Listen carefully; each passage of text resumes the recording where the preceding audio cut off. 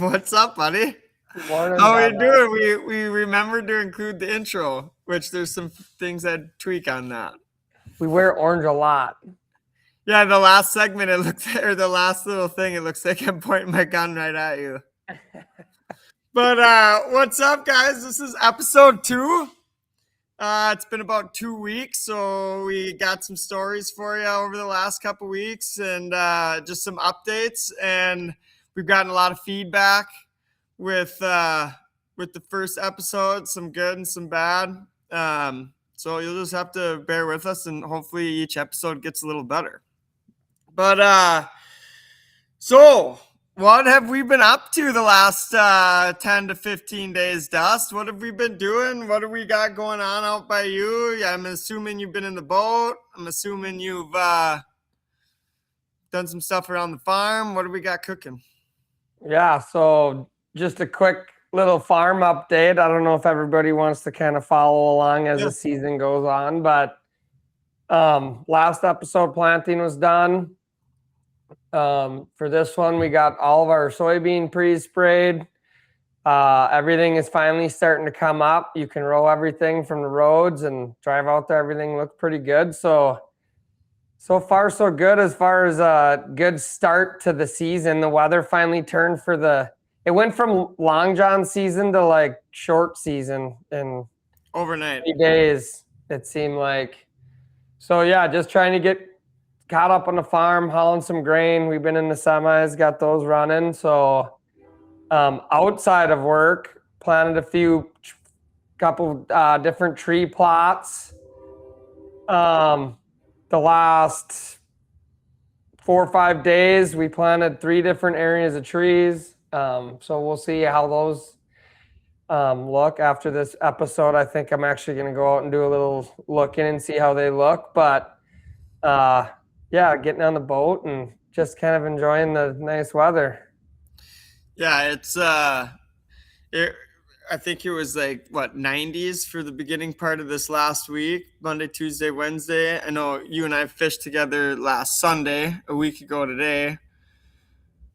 0 wind. Yeah, 0 wind, mid 80s, and it just kept getting warmer the rest of the week. Definitely, last time I was fishing, the water temp you were hard pressed to find 60s, and leading up into this weekend, you could find 70-degree water temp. Oh yeah, you can find 72, 73 pretty early in the morning even. Yep. But I think this week, the walleye bite has definitely turned for the better. I think you and I can both attest to that. I know how my first couple weeks went versus how this past week went. So they're a little bit more snappy. The warm weather's got them feeding a little bit, and I mean, I'll take it too. To be honest, I'll take the warm weather. It's so nice running the trolling motor with your bare feet rather than bundled up boots.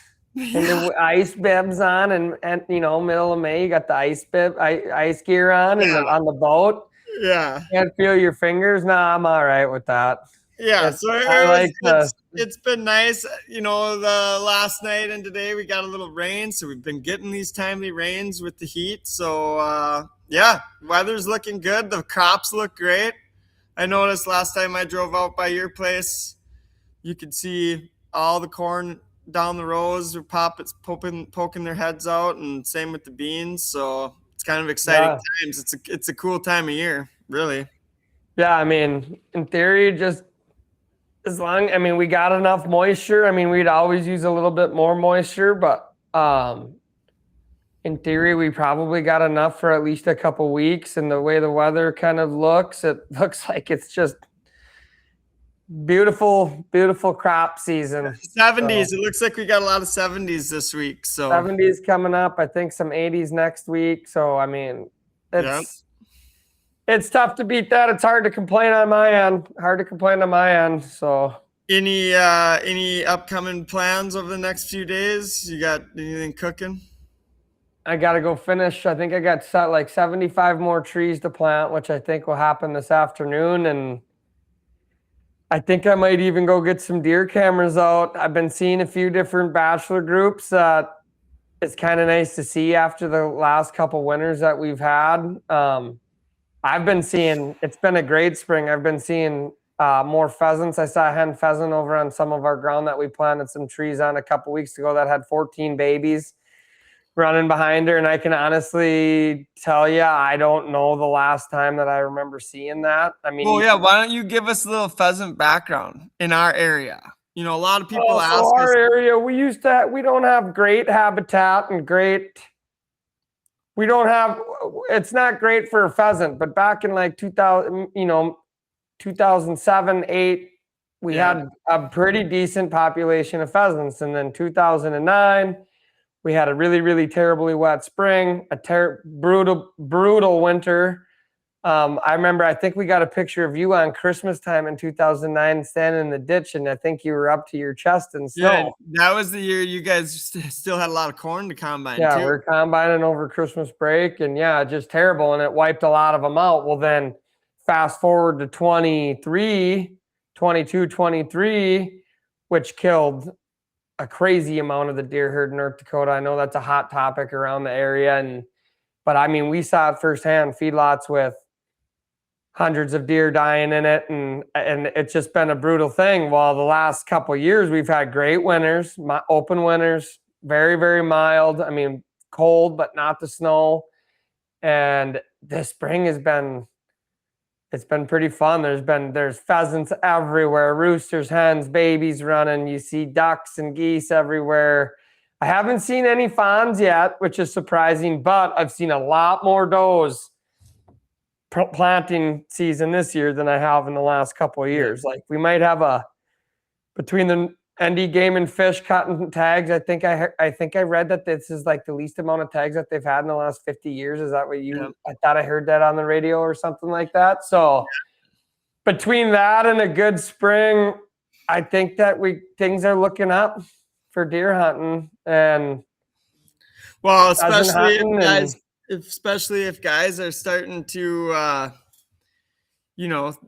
think about some of this habitat, replant some of these old tree rows that have been in for years. And, I think that's definitely, paired with weather, that's definitely got to be a topic of discussion. Is just, it's a lot of farmland, but there always was some habitat. And it just seems like the habitat is starting to disappear a little bit.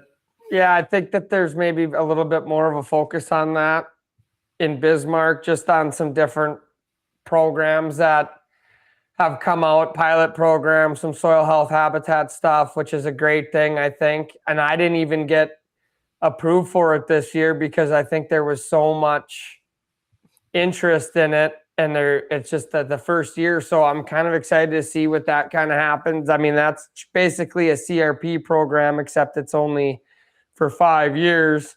And one thing that we as farmers deal with, which is getting worse and worse every year, is, highly salinic soil, white ground. Everybody drives by. Why is the ground so white? It's just because we've been so wet over the last 30 years and we're so flat out here that there's not really a lot of natural drains. So a lot of these areas around low spots around sloughs that we try to farm, and it's tough to raise anything, and it's taking some habitat away, no doubt. And those are the areas that they're looking to go after. So I'm excited to see what happens. It's not a 100-year or 50-year or even a 10-year commitment. I think it's a 5-year commitment. In theory, get some grass growing, get some pheasants nesting, get some deer able to use it as bedding areas, just kind of build it up. And then 5-6 years, once that ground isn't so rotten, for lack of better words, maybe it can be turned back into production, and then they can move some more habitat into some. I mean, I got areas to put stuff like that for lots of years to come. So Yeah. it's I just mean, kind of exciting to try to be able to see the farmer work with the hunter, and obviously I'm both. So both habitat and farming is near and dear, and I agree with trying to be able to move some water. I agree with trying to build some wetlands and some habitat and trees. I'm a huge believer in trees. I mean, the wind in the last 2 weeks has been. Have you really seen anything like it? So you hate to look out the window and see years worth of topsoil gone forever just because our tree situation out here just and I get it, a lot of these tree rows, out here we don't have big hardwoods. We have shelter belts and man-made woods that were put up on absolutely different borders of the field to try to protect that topsoil. And I agree, like we had some really bad storms come through, some of the worst in North Dakota history come through last year and decimate a lot of these trees. And to be honest, a lot of these tree rows have been here for 100 plus years, or go a little past 100. Back in the 20s and 30s, a lot of them were planted, and the trees, they run their course and they die and they start falling over and they start putting branches in the fields, and it's easy for guys to just go out there and clean up those tree lines. But I think if even if a small percent of the farmers would just have enough foresight to, like, hey, maybe we should plant these back in here. I know it's going to take a lot. It's hard for a 50-year-old farmer to want to plant trees where he probably won't ever see shade, but it's just for the future, and they were planted for a reason, and I hope to see some of them get replanted. I know you got some big tree projects coming up. And I also think, like, just with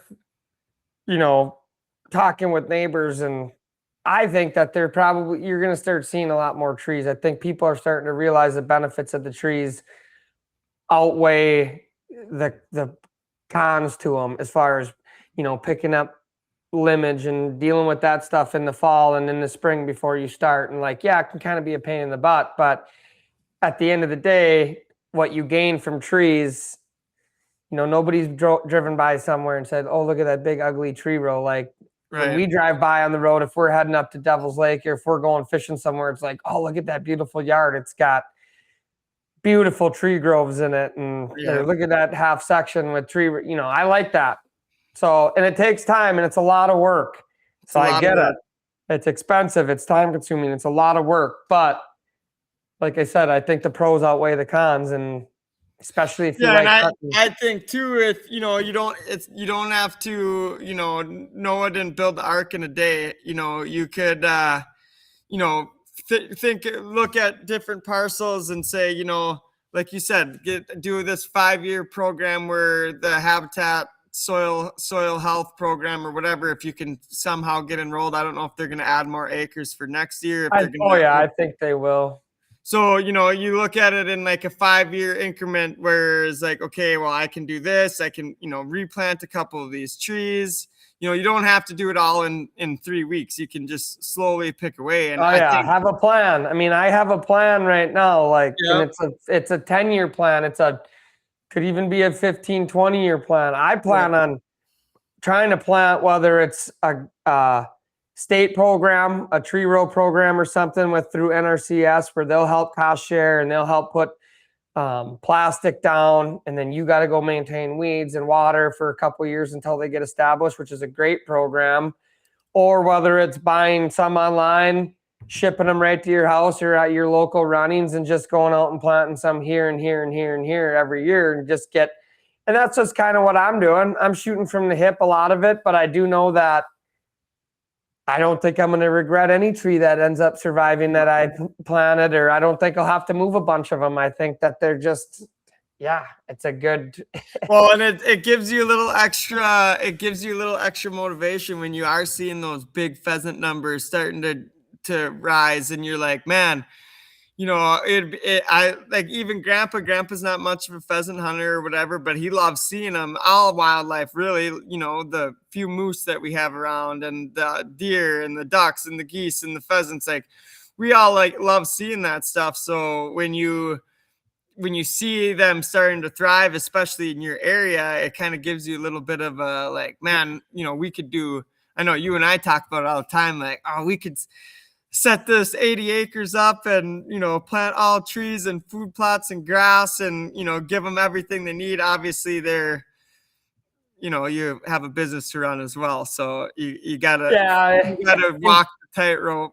And ag is important as well. I mean, if you drive around all summer long, where you seen these bachelor groups, normally in the summer, they're in those beautiful soybean fields eating all summer, stick out orange. You can see them from a mile away, and they love it. It goes hand in hand. The conservation, habitat, stuff like that goes hand in hand with farming. And I think if you can, I don't know, guys like me, if there's a lot of us around that love doing both, and a lot of people around here hunt and fish and mainly, as far as the farmland stuff goes, the hunting, don't you like being able to do it in your backyard? Absolutely. The last couple of years, I know you've had a pretty good last couple of years, but the last couple of years for me, after seeing all these deer that made it through deer season in 23 and then get completely wiped off the face of the earth, and you go out and you're doing your food plots and you're doing your cameras and you're everything that you do every year for these deer, and they're not there, and you think, well, what am I doing wrong? What am I doing wrong? Well, you can't get a picture of them if they're not there. So, and it's just a really good time to know when to like bear down and, okay, what can I do to make this so it maybe isn't so detrimental if it happens again? Like, how could I maybe get, like this year I left a little bit of standing corner around my food plot, and it was on the west and northwest side. And that way, anytime a predominant northwest wind with a blizzard, those corn stalks would not only provide food until they did fill up with snow, but it also keep the big, belly deep snow out of the food plot so the deer can at least still get in there and find some forage. And I try to put a bale out, alfalfa bale out for them, and like, you just try to do what you can do. And then the other part of it is in the fall, maybe you don't fill that freezer with that dough or whatever, you just kind of got to, which is hard, we've never really been in that position, but tell me what you think. Yeah, I think that you could think back. I don't know if you can think back 10 years and you could think of all the different options that you've had for when you look through your cameras all summer. It's like, he's going to be really nice. He's going to be really nice. He is really nice. I would shoot him. Fast forward, 10 years, you're hoping to find one shooter, and you're hoping that you have maybe one or two that are going to be good next year that hopefully can make it. It just seems like the overall deer numbers are so much worse than they were 10 years ago, or and I'm kind of shooting from the hip here. I don't have any stats. I'm just kind of going off of what I see. And so yeah, I think that there's years where they gave extra doe tags back in the day, for non-residents could buy doe tags, 5 of them for $50 over the counter. Yeah. You would see wintering herds in January that were 300 to 600, whereas now you see wintering herds that are 25 to 30. I mean, you don't really need to pull up game and fish stats to realize what's going on. Yeah. And it's just a tough, like, think about a really good fall for farmers where all the corn crop comes off. In the last year, historically, in the last 10 years, how many tree rows have you gotten to see get planted? The last couple of years, a lot of us have gotten all of our sloughs cleaned up and worked and ready to go for the next spring, which is good. That has to happen. We have to have those resets. But when you lose a huge amount of corn that's used as cover, trees are, if they're not getting cut because they're rotten, the tornadoes last year took care of them. and they have to get cleaned up no matter what. We're left with no choice. And with all the cattails and stuff like that we're all trying to get cleaned up, come the middle of the rut, it's not an ideal area for a buck to be chasing a doe around because you can see that deer for 3 miles, you know? Yeah. So just lack of numbers, lack of habitat, and just strictly winter times that are completely out of our control. Yep. It's just been a brutal go at it. But we both also know that we can raise. North Dakota is a great state for giant bucks, and ND Game and Fish, in my opinion, is top 3 at least from DNR Game and Fish departments that we've had to deal with. Like, they see that these deer numbers are struggling. They see that the habitat is struggling, and like they're working hand in hand with, ag leaders to try to figure out how we can make the best of both worlds. And I like that. I think it's cool being on the front of that. Oh yeah, I agree. And I know you and I have had lots of conversations about habitat in the past, and it's like, how do you get the most out of your acres as a farmer? Because farming you don't just go make tons of money every year. It's a gamble every year. There's a lot of things that a farmer can't control that he has to work around. So how do you get, maximum production out of your acres that you can farm, but on the same side, keeping just the natural ecosystem of the prairie pothole region intact? Like how can you make both work? And I think a lot of guys that hunt probably care a little bit more about that. There's also a lot of farmers that don't hunt, that have not a care in the world about deer population, pheasant population, duck population. So it's like finding enough guys that it's like, okay, hey, if we can even put this 10 acres or this 60-foot swamp. You're not trying to give up the farm. Like, I was talking to Grandpa the other day when he was riding with me in the planter. I'm like, and he said he saw a rooster pheasant, I think, on the way, or he said he saw a couple. And I'm like, isn't that fun? He didn't. I mean, our whole life he's never hunted a pheasant. No, but he loves seeing them. And he always will talk to you. I can count on one hand how many deer I saw all year long. They should close the season down. So yeah, he doesn't hunt, but he's obviously in his head, he's thinking like, hey, there's none around. And I liked it back in the day when we would talk about how they were a nuisance because there were so many deer around that you could actually see what they were doing to a field, which still wasn't a drop in the, like, I would rather see that than hardly see a deer. Yeah. So even the guys who don't really much hunt or fish, especially around here, I do think that they're aware of their situation. And like, if anything, a farmer's definitely going to know if their field is blowing for 3 days because the wind is blowing 50 miles an hour and we just got it rolled or something. And it just, everything got done in time. And all of a sudden the next 3 days, the wind blows 50 with no trees and nothing can stop the wind for 5 miles. I think that hurts. So I think everybody's starting to get on the same page, and I think there's a lot of good things in down the pipeline. I will say too, if you are the guy putting in the habitat or, replanting the tree rows or trying to get the white, salty ground to grow grass, I think you're going to have a huge advantage over the next few years as far as what deer you get to hunt versus what maybe the neighbor gets to hunt. 100%. I got to refill my coffee. Keep talking. If you build it, they will come, and I think that stands true for any kind of habitat. They will find it and they'll use it and they'll 100% make it a home.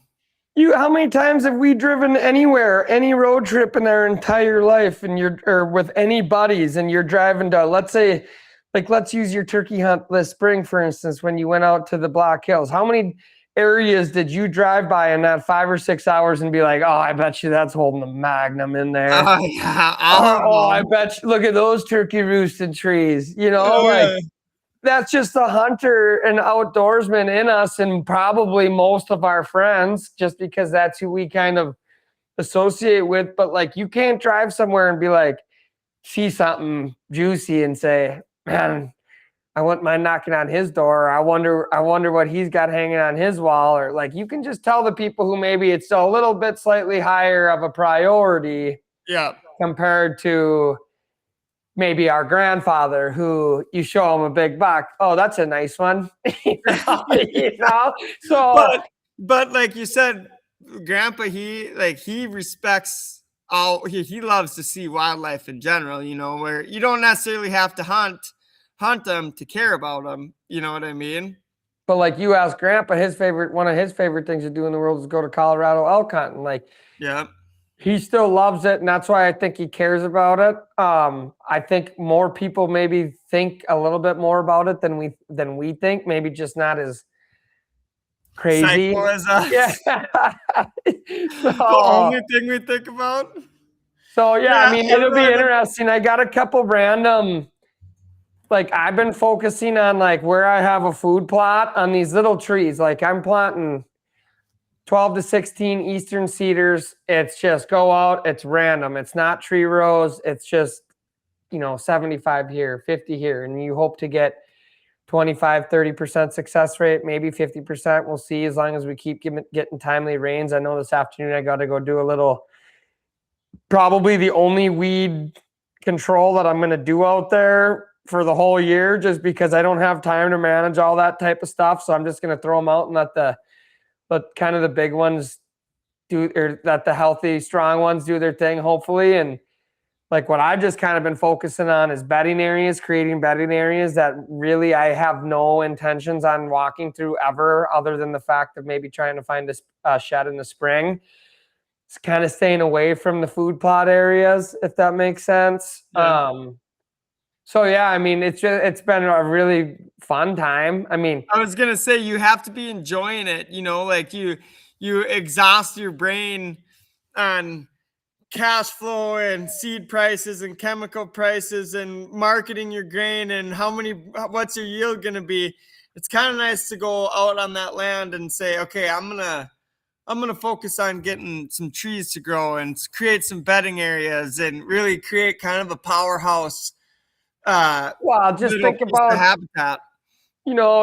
Like my niece Millie, or I know you guys getting pretty close to number 2. Like, I want to be able to, my future kids, like, I want to be able to have a spot that I set this up, I enjoyed it, my kids, grandkids, great grandkids, they get to enjoy it. Grandpa did that for me on the farm side, and hopefully I can keep doing a good job and keeping up his legacy. And then now it's like, it's okay to have a few spots that can be your little honey hole. And that's all we thought about growing up, is like having your own 30 or 40 or 50 acre chunk that you get to go do what you want to do on it. Yeah. And it's fun doing that. If it's the right way or the wrong way. I mean, I didn't really talk to anybody on any professional on how and where and when. I picked trees that said on ChatGPT that said it can handle crappy soil and good soil, and they're just a tough tree, and which was an eastern red cedar, which I like the way eastern red cedars look. And like, that's just how I kind of did it. No rhyme or reason. Next year I'll probably go do the same thing, go plant another 50 and for the one to replace the ones that died or whatever. And just, it'll be fun to look at it in 5 or 10 years, drinking coffee in the Ranger, looking out the Ranger window, driving over there one morning. Like, man, that's come a long ways. And you walk back. I think too, you're giving them something that they just can't find on the neighbors, or you know what I mean? Like, how many eastern red cedar trees do they find out here? So I think that is kind of cool. Like, seeing what especially once some of these trees get established, which ones they really start to use. Most definitely. You'll start noticing trail cam pictures, right? Yeah. I mean, out here, it's not like Minnesota where across the road you can find another 180 block of timber, or, you know, walk across an alfalfa field onto the neighbors and you're in another big giant swamp draw with a bunch of hardwoods or whatever. We don't have that. No. We have cattails, we have CRP, and not a lot of both, you know? No. So you put some trees in, you put some grass in, you put a food plot in that. Out here, it seems like I've had trouble with them getting to understand what a food plot is, but over the last 3 years, they've definitely been hitting it more and more and more. And so if all of a sudden they have food, water, cover, they're in the middle of nowhere, they got areas that nobody will ever touch as long as I control the area, or what, like my area, like I will never go in there. Like you have that stuff for them. You're going to start noticing on your trail cams. You might even start noticing it in your checkbook at the taxidermy bill if you do it right. So I'm super juiced, dude. I've never been this juiced to put trail cameras out at the beginning of June or end of May, but I just think we've had so many, you know, I shouldn't say so many, but 3 or 4 really, really poor years. Maybe you could even say 5. I would say you could probably argue that too, of really, really poor years that there's a lot of, the boys are buzzing around here as far as deer hunting goes. I mean, I'm excited for it. But and a great winter, great spring. So the fawns should be in strong shape. Absolutely. Ducks, or haven't really seen a ton of ducklings yet, but the goslings, man. Oh my goodness, everywhere. That's I don't know, I don't know what they'll come out with numbers, but just what I'm seeing in our area, and I know I'm talking to you, I've seen a lot of really good gosling numbers, and they're putting weight on fast. They're getting big fast. Oh, they're big. So, I don't think I've seen a hatch as good as this year, in my opinion.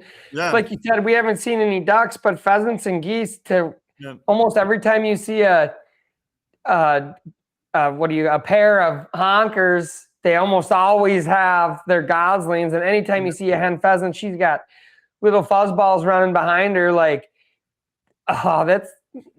it's fun, dude. It's fun. You and I hunted pheasants last year, Christmas Eve. Christmas Day morning. Yeah. We went out for 3 hours. We each killed a bird and we quit. Said just juice. Nothing could bring us down. I mean, that story. So Holland grain. What did we haul grain all of December, pretty much, right? Mm-hmm. And you know, throughout the week when we were trucking down to the elevator, we're seeing these pheasants. And there's you know, public land sprinkled up and down this road. And so I go back to my in-laws a couple days before Christmas to celebrate Christmas, and I get a call from Dustin. He's like, dude, I'm getting in the pickup. I'm just gonna cruise around a little bit, see what I can see for pheasants. You know, my wife and I were coming home Christmas morning. He's like, when you get back, we'll let's go kill a couple. I'm like, sure. How long has it been since we've pheasant hunted? Well, back in high school, dude, Minnesota days. I don't think we've really pheasant hunted much out here. I haven't much. I haven't. No. So we go to his first spot, and we put a pretty good amount of miles on, probably, I don't know, a mile and a half back there. And we had Jetta. Jetta was my farm black lab. Doesn't have a lot of pheasant hunting experience, but she is a killer. Yeah, she was having a blast. And the first spot was kind of a dud. And seen all kinds of signs, fresh tracks. Beautiful morning. Super, super foggy, if you remember, right? Mm-hmm. Couldn't hardly see much. But anyways, we get to the next spot, and one had kind of busted out way in front of us. And when we talk pheasants, like, we're green. There's guys that are probably hearing this story laughing. We're not even weekend warriors. No, this is just something to hunt in the end of December when you there's a few of them around, so you can shoot 1 or 2 and not feel bad about it. Yep. Yeah, and so we kicked one up early, and I'm like, God, you know, and then we get into those thick cattails and questioning everything. Like, oh, what a great idea. Go walking thick cattails. And I think I had Carhartts on because it was cold, but I underestimated how hot it was. Yeah. So there was a point where we get in the cattails and we both kind of stop and we're 30 yards from each other, kind of in a line. And Dustin's like, "Where's Jetta?" And no more than he said that, she did one little like rabbit hop in front of her, and a pheasant flushes up, and Dustin shoots it. And I'm like, "Yeah, we got one!" And right when he shoots, 2 feet in front of me, another one goes. I pull up and I shoot it, and just like that, we had 2 pheasants. And Dustin, we kind of do a little celebrating, and Dustin looks, he's like, "You good?" I'm like, "Yep, I'm good." And so we loaded them up in our vest. We each grabbed our pheasant and headed for the pickup. And then they were in the oven that night for Christmas supper. We had we do a pheasant and greenhead. Yeah, we did a farm raised greenhead. No, we did a farm raised greenhead, wild greenhead. And one of those pheasants, I think. And one pheasant, yeah. So it was good. It was good. It was cool. So that was I had a blast, dude. It was a calm morning. Nobody else is out. And I understand why the dog guys, upland guys, are big into the dogs. And like, it was more fun watching Jetta, who, she got snubbed a little bit. I got her as a year-old, unbelievable, awesome black lab, had some training, and I ended up getting her from, I guess, my grandpa, kind of. Yeah. And he wanted her to be on the farm, and she's living her best life on the farm, but unfortunately, when you're farming, you don't get a lot of time to go chase birds around. So besides you taking her to the duck blind, she hasn't had a lot of, but it's like it's pure instinct with that dog. And she stayed close to us. She knew exactly what she was looking for. It was fun to watch. That was awesome. That was awesome seeing her. She was you could just see it in her face, how happy she was. And you said, you kind of just let her go and follow her. I mean, that's how we hunted. We kind of let her go, and she let her do her thing, burn some energy up, and good little workout, and good little workout for us. I remember. Yeah, high stepping through them caddies. You're really questioning everything. Oh yeah. Speaking of that, so that's the only silver lining of our unfortunate news we received a couple days ago. We don't have to work out as much. Oh yeah, didn't get drawn for our elk tags. Did not get drawn for our elk tags. Which next year will be a shoe-in. If there was ever a year to not get drawn in my personal situation, this is the year. We got our number 2 coming in middle of August, and that season what was that season, like September 5th or 6th? No, I think it's like the 15th, 13th or 13th. Something like that. Middle of September. Yeah, so I was definitely still bummed because I can't wait to get back out there, but my wife is bummed. She loves eating elk, and we haven't had elk in the freezer for 4 years, so 5 years. So, okay, so we talked about some habitat stuff. I think, we're kind of getting towards the end of the podcast, and I thought we could do a little snake draft, if you will, on if you had to. I want to hear your top 3 walleye baits. Doesn't necessarily have to be time specific, season specific, just your 3 personal favorites as far as catching them. And then I want if you could only use one bait all season, what would it be? So I think you and I will have quite a few of the same baits, just because. Well, I think my favorite has got to be a spinner and a crawler, right? I think that's probably the most what? Sure, you can No, take that. I'm kidding. I can't knock that either, but the trolling days for me have kind of stopped. But we must agree that if there It's was a very ever efficient one, way to catch walleyes. I mean, what a way to catch walleyes. You got the family in the boat, you got the trolling motor going, you're trolling, long stretches of area. You can cover water. Anybody can do it. Yeah, it's kind of that's how the first year that I had the live scope on, I mean, basically what we used to do is we'd start pulling spinners, and then when we'd start finding some, that's when we would start pitching. Obviously, I kind of quit doing that as well, but no, I can't knock a spinner, nor was I doing that. But just thought it'd be funny for a minute. But I think if I had to go snake draft, what's your number one overall pick? 3/16 or a 3/8 jig. I would have to say. With what? In a perfect world scenario, a jerk minnow or a mooch minnow. I love pitching plastics. They're cleaner on the boat. Yeah, there's a mooch. They came out with the 4.5-inch mooch minnow this year. No free ads, but that's a hell of a bait. They make a really good plastic. It's a hell of a bait. I really like the electric shad color. Okay. So that obviously that jigging in plastic. Obviously Z-Man jerk minnow. I think you got one of those too. Shout out Eric Jensen, his favorite. You kind of jerk shad. You remember last year we asked Jensen, he said they got their butts completely kicked on a tournament, hard bite.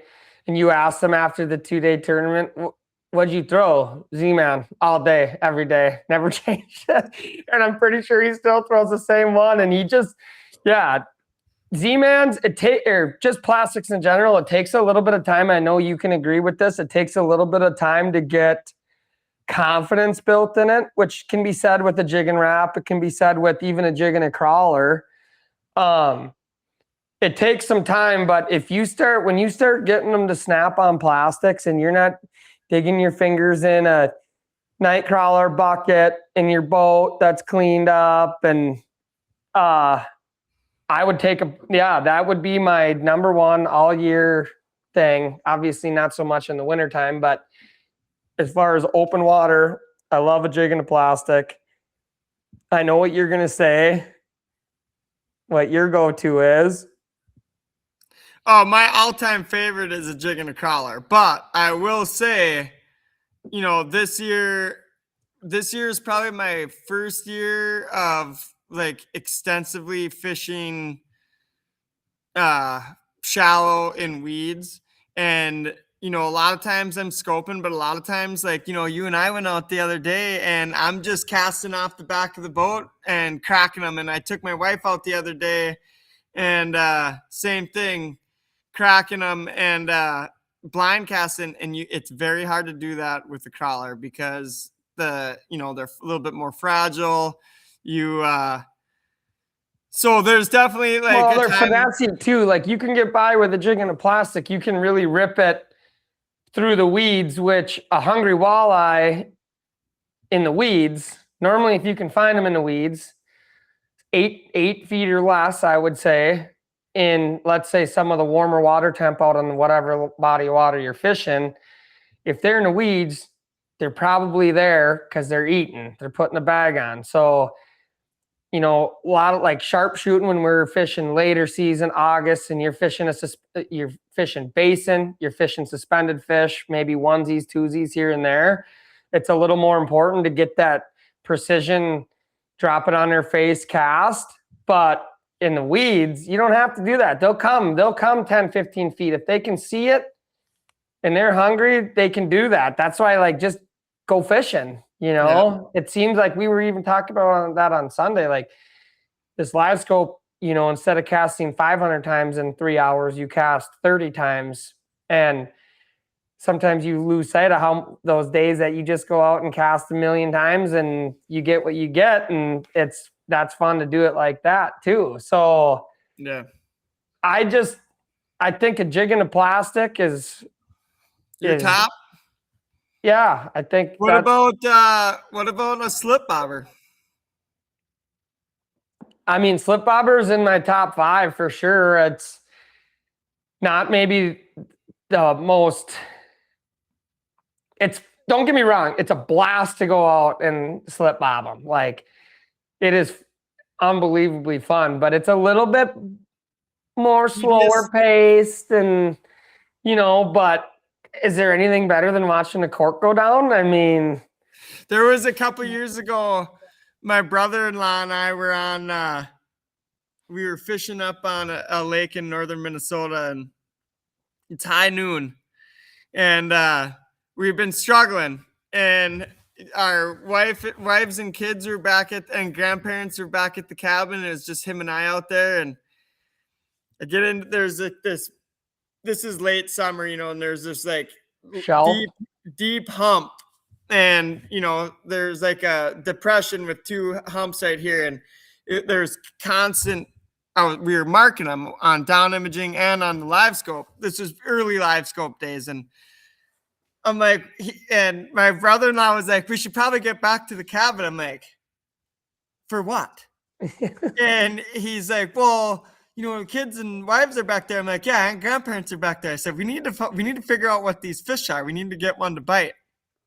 And I remember I put a leech on a slip bobber for him. I'm like, just drop it straight down. Just drop it right over the boat. It's 25 feet of water, and drop it straight down.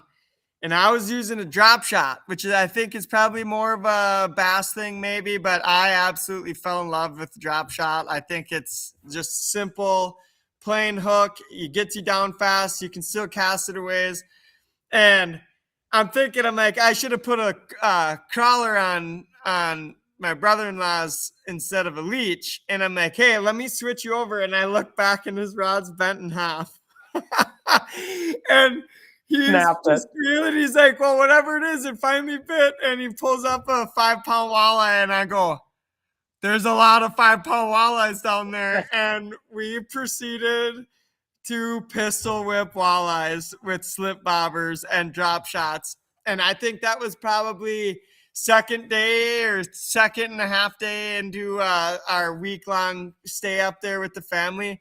And we never fished another spot the rest of the week. And I remember my sister-in-law, Brittany, she goes, I never in a million years thought we would be catching all these walleyes with a bobber. I'm like, how great is it? I think a lot of people overlook it. Like, obviously we watch a lot of Boley, and he talks a lot about slip bobbing. It's actually a lot of his videos are slip bobbing, and he does that for, the weekend warriors that can go out that have kids, and like, what a great way. 100%. I mean, especially in North Dakota, you can fish 2 lines each. So you have, you and Bridget and Millie in the boat. You could throw out a couple, throw the spot lock on, play toys on the bottom of the boat, so I mean, it's a relaxing way to fish. And honestly, even in a more competitive sense, we fished a lake, fished a tournament last year on Ottertail, me and my buddy Troy, and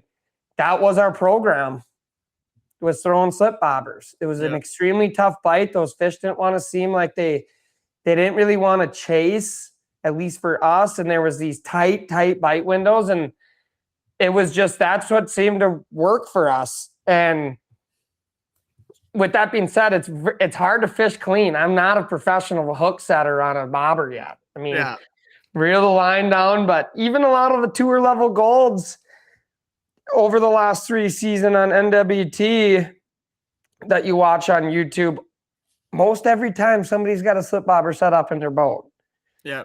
I mean, it's just another presentation that you can throw at them if they're getting a little bit lackadaisical and they don't seem like they want to be that aggressive, or if it's calmer. I noticed, to me, I'd rather take a 15, 20 mile an hour wind over 3 to 7, you know? Yeah. It just seems like they snap more. But on those calm days, what a perfect way to a drop shot or a bobber. And like a drop shot for people who haven't maybe fished one is just however far off the bottom you want to be. Let's say you want to be 2 feet off. You just put a heavy drop shot weight on the bottom of your line, and then halfway up you tie a hook, you know, or however, let's say you want it to be 12 to 18 inches up. You got to use a polymer knot. You have to use a polymer knot on your drop shot end first. Yep.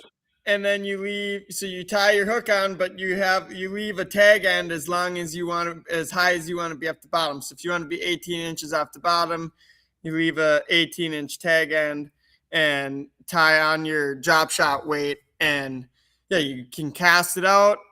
Typically, I try to cast it on a mark if I'm live scoping.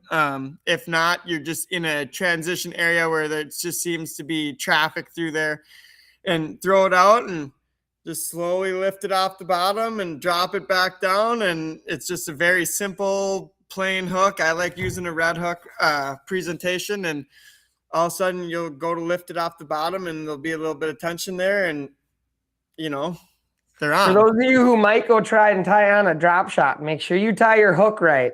It's got to be up.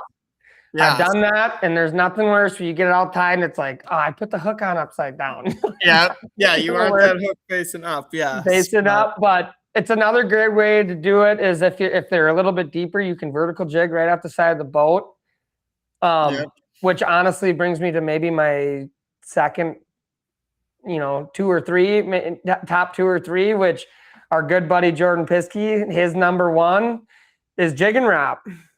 Yeah, snap jig and jig and wrap. I'm not a jig wrap guy myself. I don't use a ton of jig wraps. I know you cut your teeth on them. Jordan cuts his teeth on them.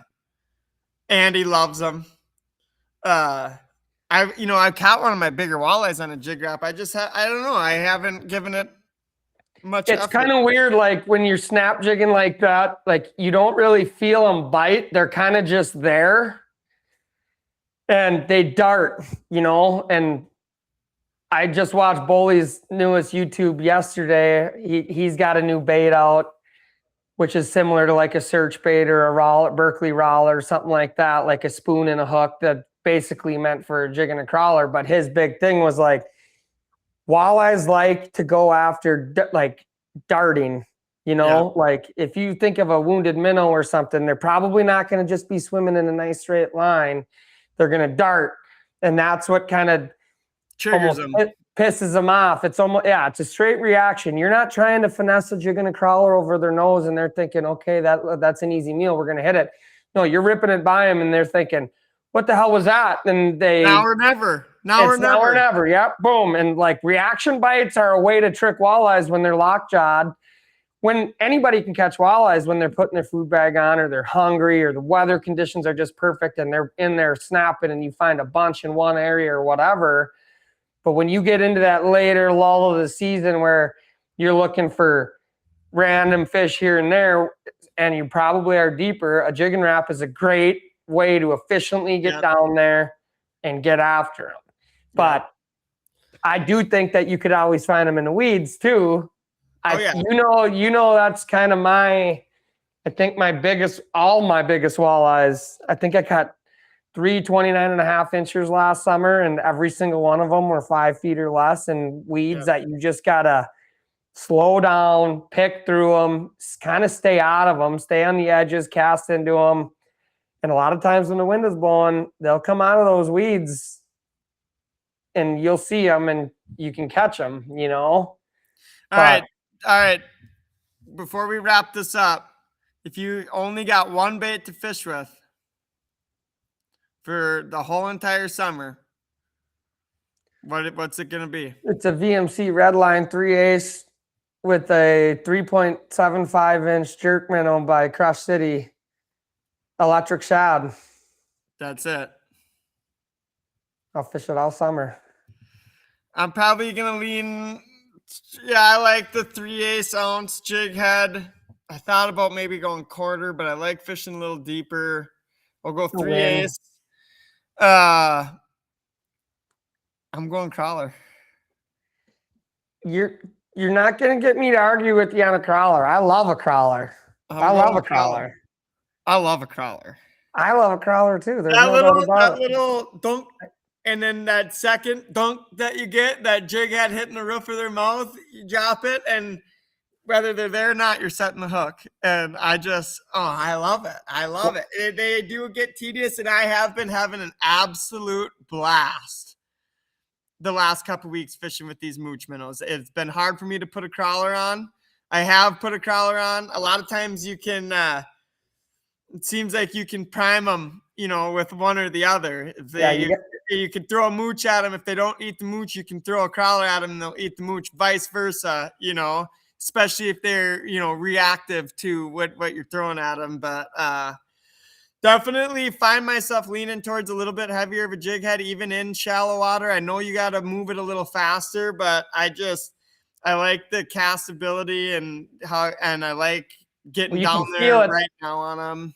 One thing, so last weekend, Casey and I went out fishing on a local lake, and we had kind of been getting, the walleye bite has been tough out here with the weather being cold and the water temps taking forever to warm up. You can agree with this. It was tough, and the weather started warming up. We went to a lake that we kind of knew that we had a pretty good shot at catching walleyes, and Casey caught the first one with a mooch minnow, or it might have been a jerk minnow. It was a plastic of some sort, and I was getting fish to follow, and I could not get him to bite for the first 30, 40 minutes we were out there, and I switched to a jig crawl, which to me is just it's a confidence bait for me. I know that's the same with you, because what walleye isn't going to bite a crawler? I mean, a crawler or a minnow, you got a pretty good chance I'd get one to bite. And we ended up catching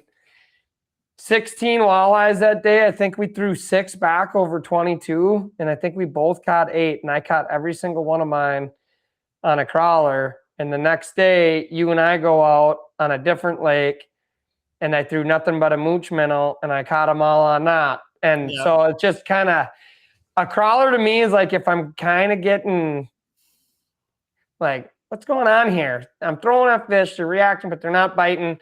That's a confidence thing for me, because you can almost always get them to bite on a jig and a crawler. And the bite is you're finessing them so nice, so light. The bite is unmistakable every time. I mean, especially if you're watching him on the scope and you know he's close, the bite it's unmistakable. I mean, the thing too I noticed is with the crawler, just letting them eat it for that last 5 seconds, you're way more likely to get it to the boat or get it in the net. Whereas I noticed, running a bigger mooch minnow, like I liked running this bigger mooch minnow when you and I went out on a week ago, but a lot of times they'll snatch that tail, and it's a lot more like you feel that and you go right away. Whereas the crawler, you can kind of finesse them just a little bit and let them really eat it. So that was one thing for me, is like, if I'm in a tournament setting, you want to fish as clean as possible, and every bite you get, you want to get it in the net, because that could make or break your day.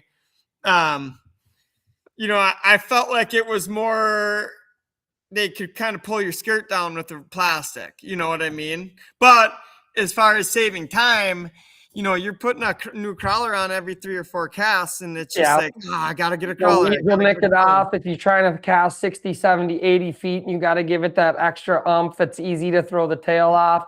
You want a pro tip on plastics? Yeah, let's hear it. Dab a super glue on the head of the jig head. Yeah, I've heard that. Eric Jensen told me that. You can cast 1,000,000 times. The mooch minnows and the Z-Mans, that new elastic, and especially with the new keepers that they got on some of these like the red lines are some of my favorite to hold them on. You can get away with it as much, but if you want to get out and cast 100 times and rip them through weeds, and you just know that they're hiding in the weeds, dab a super glue. Saves a little bit of frustration, especially when you got one at 60 feet and you reel up to recast and your skirt's hanging down. There's nothing worse, like, oh God, I gotta fix this quick. So no, we got Right on. Well, I think that can kind of wrap us up. I think we kind of touched on a lot. I know the first half hour we talked about the struggles with habitat and the optimism with habitat, and then and I think it's going to be probably something that comes up quite frequently. Yeah, it will in our episodes, especially over the course of the next 3 months, as we're getting into this deer season, and what we're going to bring it up because it's a big topic for both of us. I'm assuming our listeners are going to like to hear about it, and maybe something that they can do. Maybe they'll try, hey, let's go throw a couple of these trees and, just see what happens. And I think it's important to us. We're going to bring it up. We're going to talk a lot of walleyes, a lot of deer hunting, obviously until the fall starts. And next episode, we might have a guest. Yeah, I think we could maybe start bringing a few of our buddies in that maybe share the same things that we do and get some other outlook on it maybe. Yeah, I think I honestly think too on social media. I know we're working on getting an Instagram account set up. That's kind of my department. I would maybe try to work on that a little bit harder here, but I think we will start incorporating some more social media stuff. Maybe we can do an episode where we got like a Q&A thing where we could go live maybe and have, if people want to tune in and ask us some questions or maybe give us some feedback of what we should touch on or what they think we should touch on or whatever, anything like that. I also think that it would be cool to maybe get a big fish story here. I know you and I are both looking for a 30-inch walleye. Maybe get a couple buddies that have caught one and give us their little story on how maybe they did it and or maybe a big buck story or two, or like we'll just get some cool stories in. And I know you and I like reminiscing about stuff like that. And we got a lot of cool things coming and like to hear from our viewers. And I think an episode on the boat is 100% necessary. Well, yeah, I got the Starlink. We could maybe do like a live stream. I don't know if we want to go live. There might be some bad words. I think we can go live. I mean, it'd be cool. It'd be cool. Maybe get out a little bit later on in the year where we can maybe look at some deeper fish out in the basin, something that we can maybe show what they look like on the screen and maybe have the potential of catching a big one or two or something like that somewhere. Run up to Devils or something and see if we can find one. But that's a lake that a guy's got to try to figure out a little bit. But yeah, we got a lot of cool things to talk about. I think the rest of the day I'm going to go, it's blowing 30 here, standard, but it's not cold out. So we're going to go finish planting up some trees. I got some, what are they, dogwood osiers that I'm going to plant. Yeah. And get some habitat stuff going, and we'll check back in a week or two. And these episodes are too easy. We're just having coffee in the morning and just talking, hunting and fishing. Hopefully people care to listen. So, but yeah, I think that is how we're going to wrap it up. We're always looking for feedback. So we've gotten a ton of messages over the last couple of weeks from our first podcast, and appreciate everybody watching. Yeah, awesome. All the shares, and we're very new at this, so trying to figure out what to clip and what will go good on the internet. And I know a couple of our buddies were like, "Why am I on YouTube?" And I see the two Helmick twins come across the YouTube feed. So, but yeah, we're all across all channels. I think Dustin's gonna get that Instagram page going here soon, but obviously Facebook and Twitter and YouTube and Spotify and anywhere you listen to your podcasts. And then, yeah, all the feedback we can get, good, bad, ugly. We got a couple tournaments coming up over the next couple weekends. So hopefully we can have a podcast with some positive results. I was also, we got some cool people that we could talk to about kind of the tournament setting and if anybody's into that. I know you and I have been getting into that. So we got, listen, share, like, follow, and see you in a couple weeks. All right. Later, Before bro. we do too much talking, we're out. We're later. Have a good Sunday, buddy. Yeah, you too, brother. See ya.